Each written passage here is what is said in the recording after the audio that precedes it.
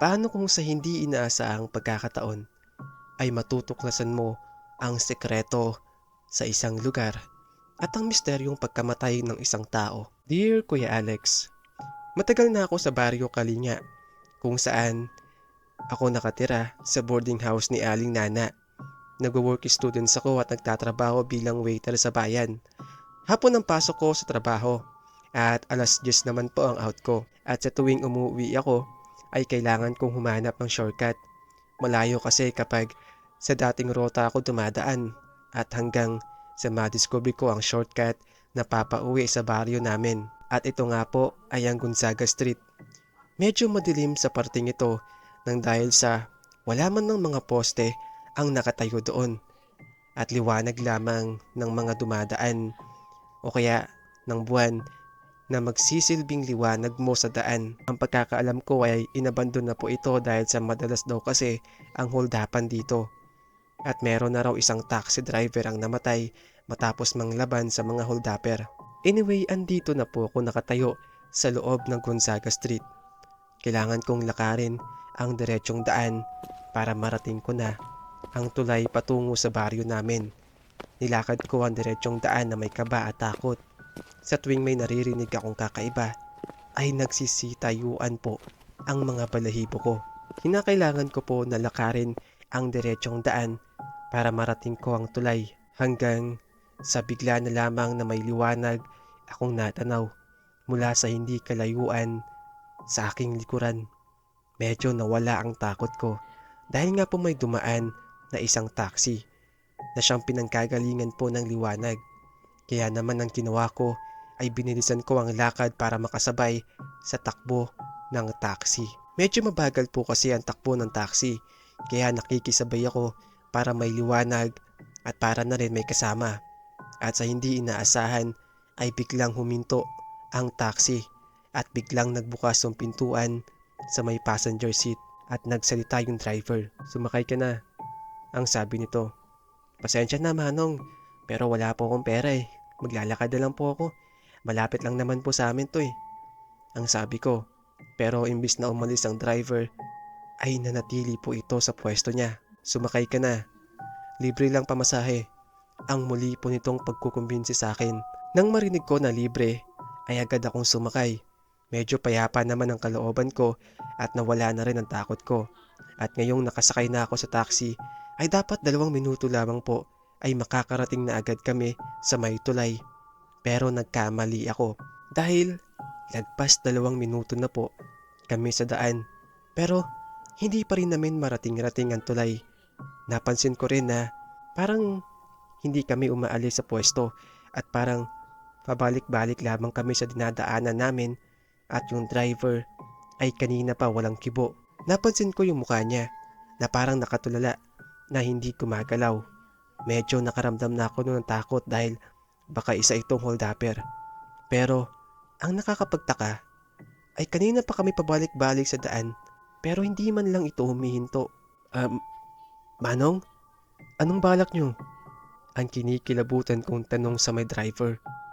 Pero hindi pa rin ito nagsasalita at tila ba wala itong naririnig. Gustuhin ko man ng buksan ng pintuan pero napakahigpit nito. Di ko man lang mabuksan o mabasag ang salamin kahit pa na mabigat na bagay ang hawak ko. Na mga oras na yun ay pawis na ako at takot na takot. Hanggang sa makita ko po ng buo ang pagmumukha ng driver sa may salamin at doon ay may naalala ko. Isang driver nga pala ang na-hold up sa Gonzaga Street at ito ay nanlaban at pinatay. So ang ibig sabihin ay isa ba siyang multo at ang sinasakyan ko ay isa lamang panlilin lang. Halos sumabog ang puso ko sa sobrang bilis ng tibok nito.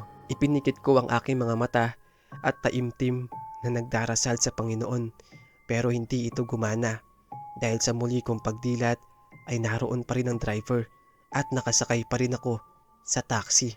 At doon ay wala na akong nagawa kundi ang umiyak dahil sa akalang isasama ako nito sa kabilang buhay. Pero habang unti-unting pumapatak ang mga luha ko ay biglang tumigil ang taxi at sa labas ay natanaw ko ang 2 armadong lalaki. Natanong ko po sa labas ng taxi ang dalawang lalaki na lumapit sa amin at tila ba hindi nila ako nakikita. O nga pala, nandito pala ako ngayon sa panahong nagdaan na. Kumbaga, para akong nag-time travel. Kagad pong lumapit yung dalawang lalaki sa driver na may hawak na baril. Kagad pong sinara ng driver ang mga bintana habang pilit naman po itong binabasag ng dalawa. Kinuha po ng driver ang kanyang cellphone at binuksan ang recording at inilagay niya ito sa kanyang bulsa. At nagulat na lamang po ang driver ng barilin ng mga ito ang gulong ng taxi para hindi na ito makatakas pa. At doon ay nabasag nila ang bintana at pinababa ang driver habang nakatutok dito ang baril. Sa mga oras na yon ay bumaba ako. Gusto ko man tulungan ng driver ay wala akong magawa dahil sa hindi ako makalapit. Nagmistula akong multo ng mga oras na yon dahil hindi ko sila mahawakan. Dahil bumalik lamang po ako sa nakaraan para alamin ang katotohanan. Ano pre, itumba na natin to, ang sabi po ng isa sa mga armadong lalaki.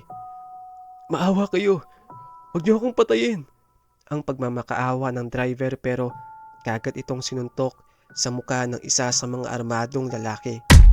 Ikaw kasi, napakabobo mong matanda ka.